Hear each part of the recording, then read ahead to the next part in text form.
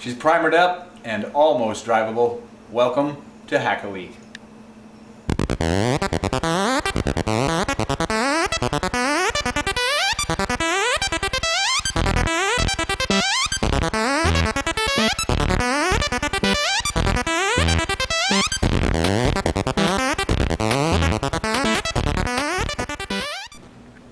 Well, I threw a coat of primer on it. Didn't do much with the fairing yet. I've been out driving it. Drove it to work and back today.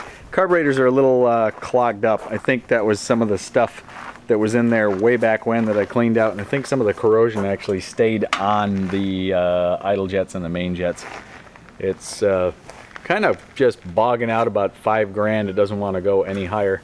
That license plate bracket, that didn't really work out too good now, did it? I gotta move that to somewhere else, maybe off to the side here somewhere. Take care of that. It's coming around a little bit, the engine and the carbs. I'm gonna hold off pulling them for right now.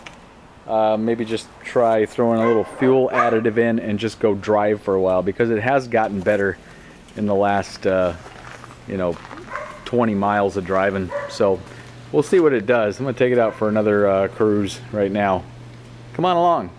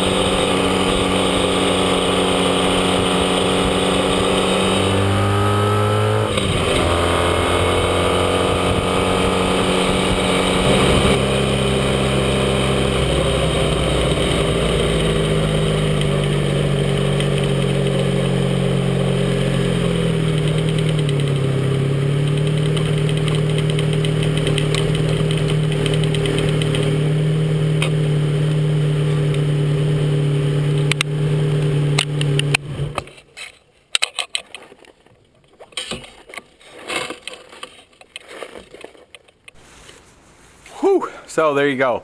Hits about 4,500, $5 and just falls on its face. And I really think that it's maybe, the jets are still pretty clogged up. Of course, I haven't checked the timing. I have no idea if anybody's messed with the timing at the shop that I got it from or what. So I still got to check all that stuff and rule out some possibilities there. And for all you people that said I should put a different resistor value on the LED to save it because when it's running more like 14 volts, you were right. The left turn LED is already blown. I'm sure the right turn one's on its way, and so are the other ones. So I'll probably have to change the resistor values in those. I didn't really think of that when I did that, but no biggie. That's easy enough to take care of. But it runs, and it's on the way to being tuned properly. So, the other thing too is, holy shit, this thing runs hot. But that could be because it's really lean right now. But the heat around my legs and everything coming up onto the around the tank area.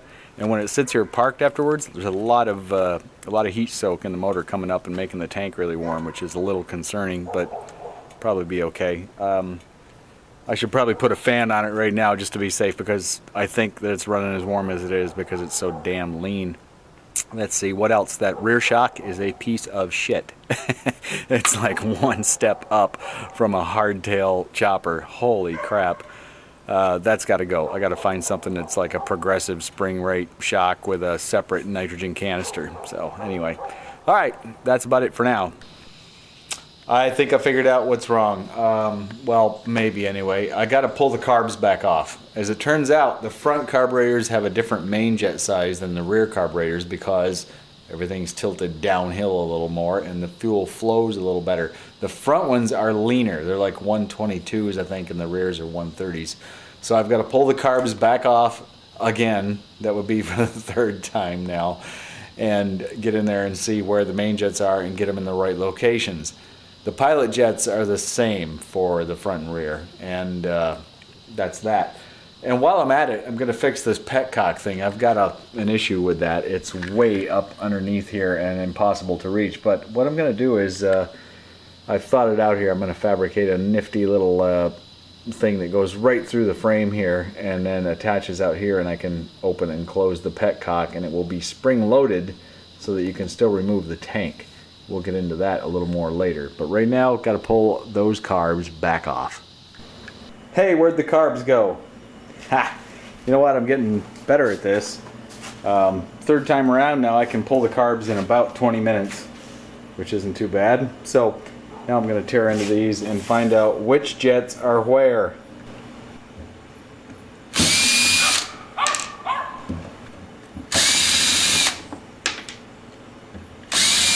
Okay, let's see what we got here.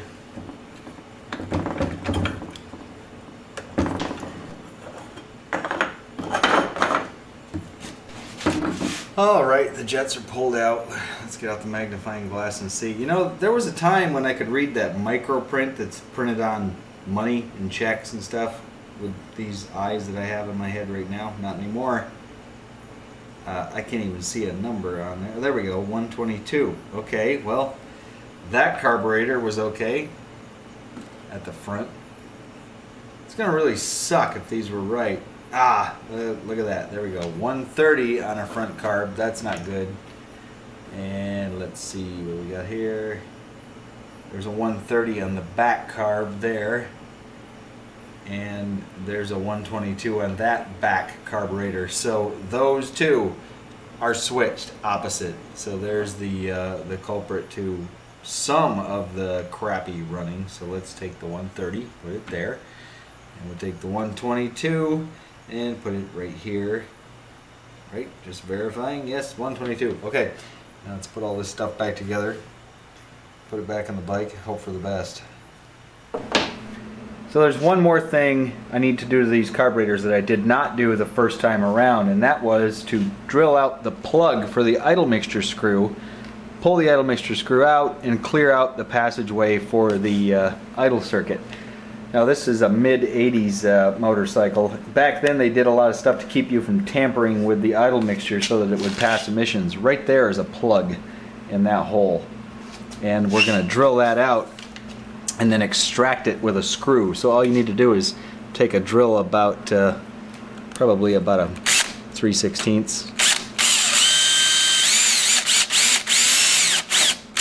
5/30 seconds. Love that English system. About a 4mm drill. That is so much easier to say. Anyway, we'll just run a screw in there now about that size. Get it in there a pretty fair distance, and zoom back out so you can see what's going on here.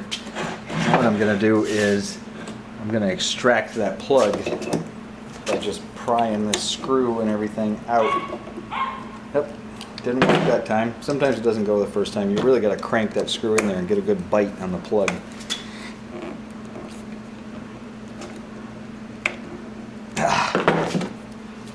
Let's give it a little wiggle. There it comes. Okay, there we go. We got it. So that's it. There's the plug right there. It's just an aluminum plug. Plugs up the hole. And inside that hole, let's see if we can get the right kind of light in there for you to see. There's a screw in there. See that screw? That's the idle mixture screw. So if I pull that screw out, whoops, I'll be able to blow out the idle circuit, and then I can readjust it later on the bike while it's running to tune up the idle mixture. Before I take it out, let's see if this screwdriver fits. Yep, now what I'm going to do is count how many turns that is out from its seat. So I'll turn it in and count the number of turns here. So there's 1, 2, almost 3, about 2 3/4. So let's remember that this is set at 2 3/4, and they're probably all going to be about the same. So I'll start with that as my base setting when I go to redo everything when it's up and running again. If you're doing this job on a carburetor like this, you can clean these idle mixture screws with a Scotch-Brite pad just about that easy. That's all you have to do, is just clean off that little bit of corrosion, and then make sure that you extract the tiny washer from the carburetor that goes onto the screw like that. And there's also a tiny little O-ring in there that you need to get out. Whoops, can't lose that. Very important. It seals external air from leaking in, and so that's what the whole assembly should look like before you put it back into the carburetor. It's got a little O-ring on it and a washer. Oh yeah, one more thing. Let's check the float height. You just tip the carbs upside down. It should be on a VF 700S, 7.5 millimeters from the carburetor base to the top of the float. And that's exactly where I am. And they all check okay. I did have one that was just a little bit low. Well, if you thought the bike was going to be done this week, no way, not even close. Got a lot of stuff to do yet. This is going to go on for probably several more videos. Still got to do some work on the carbs. The thing still wants to just go flat at 6,000 RPMs. I think what's happening is it's not getting into the main jets because the needle isn't getting pulled up. There's a little passageway that goes up to the top of that diaphragm and pulls on it. Well, if it doesn't have enough vacuum, it won't pull it up, and that little passageway is pretty clogged up, real tiny. I'm going to try drilling it out. So we're going to do that. I got to pull the carbs again. That'll be the 4th time I've had to pull the carbs. Wow. The rear shock got to be replaced. This thing is junk. It was junk to begin with, pretty much, and now it's really junk. It's like seized up, I think. It's like a hardtail right now. It won't move at all. I'm going to see if I can adapt a mid-90s CBR 900 shock to this. I'll have to extend the bottom of it. We'll get into that in another episode. Before this episode wraps up, though, I do want to get that little extension on this petcock that I was talking about, so I'm going to dive into that right now. So the plan is to drill a hole this diameter right here and put it through that tubing on the frame, poke it all the way through, and then this 1/4 bolt will go through there. This will be a little bit narrower, of course, and then it can poke through the other side and be used to twist on the petcock, and then on the other side I'll have a spring so that I can pull it back to remove the tank. It'll all make sense here in a minute. So let's get the hole drilled first.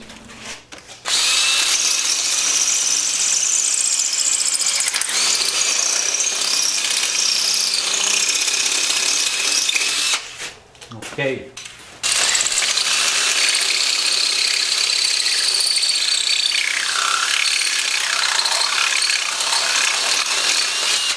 There we go. Let's get the tank back on and see how it lines up.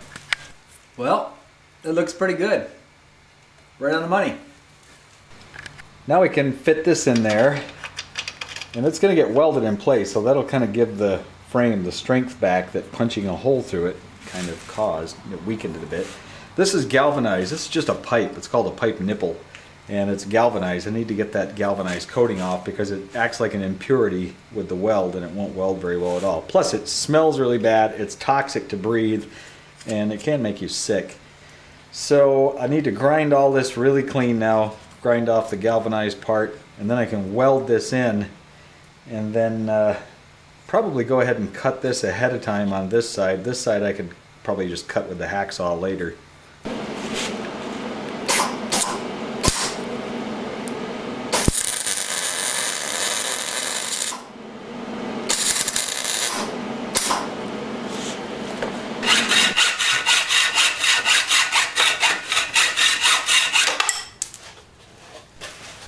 Now with the tank back in place, I can use this bolt, push it in until it hits the petcock, take a measurement of the length that I've got here.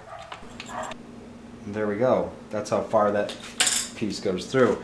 So that little section over there on the other side, that's how much room I have for a spring to go on. Let me get my spring right here.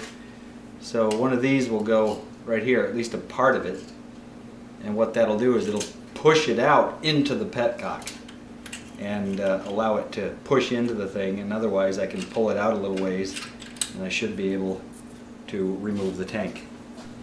So here's the petcock and the device that will go on it. Can you see that little notch that I cut in it right there?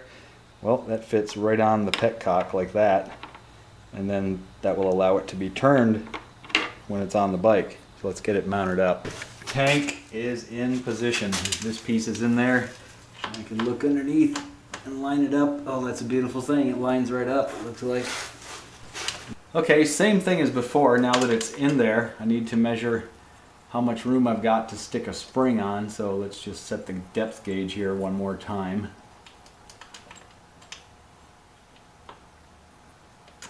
All right, take it back off and see what we've got on the other side. How much room for a spring? So there it is. It'll move back and forth, engage with the petcock, which would sit right about here where the depth gauge is. So let's push this in to the depth that I measured. That's it right there. I've got about a ½ an inch that I can put a good strong spring, and I only need to pull it back just about 1/8 of an inch for it to clear everything, and then I can lift up the tank. That should work.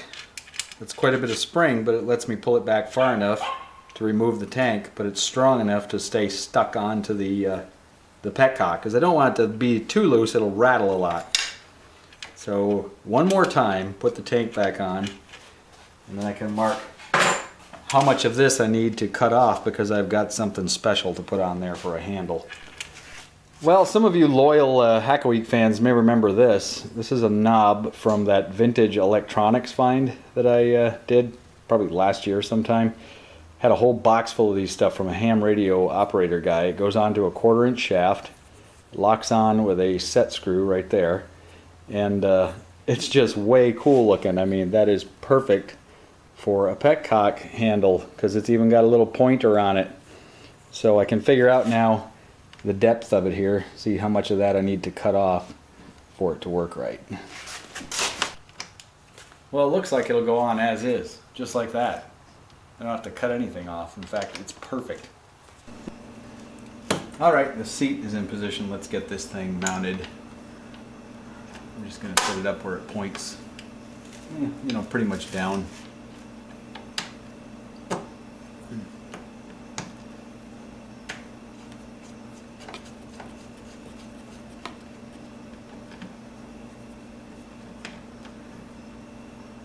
There we go.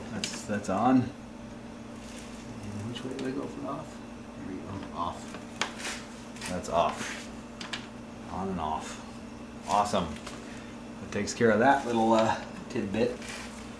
Well, I think that's going to wrap it up. What do you think, Seamus? Maybe he's going to get it running right, for all I know. Got to pull those carbs apart. We'll do that in the next episode, and maybe the shock, I'm not sure. I may not have it by then, but anyway, at least it's on the road, and I'm driving it and doing the troubleshooting it's going to take to get it to run right. Hopefully I can get that 10,000 RPM red line out of this thing next time. Well, anyway, thanks for watching, and until next time.